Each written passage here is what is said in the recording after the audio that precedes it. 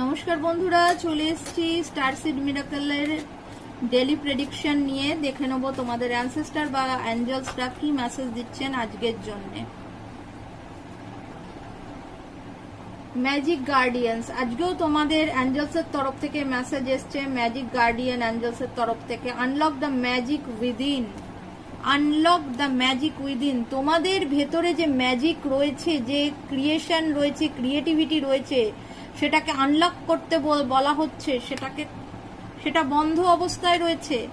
Angeles বলছেন যে তোমাদের যারা যারা এই ভিডিওটা দেখছো তাদের প্রত্যেকের মধ্যে কিছু না কিছু বিশেষ গুণ আছে।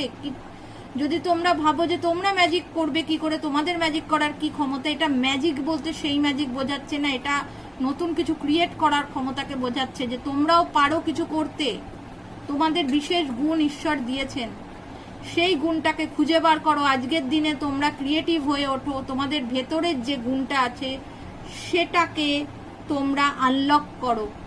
যদি কেউ ছবি আঁকতে খুব ভালোবাসো, আজকের দিনে একবার হলেও সেটা নিয়ে বসো।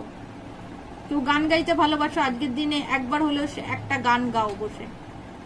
তো তোমাদের ভেতরের যে ম্যাজিক আছে, যে ক্রিয়েট করার ক্ষমতা আছে, যেটা ঈশ্বরই একমাত্র দেয়। আমরা ক্রিয়েটিভ হই ঈশ্বরের দেয়া আশীর্বাদে। সব মানুষ ক্রিয়েটিভ হতে পারে না।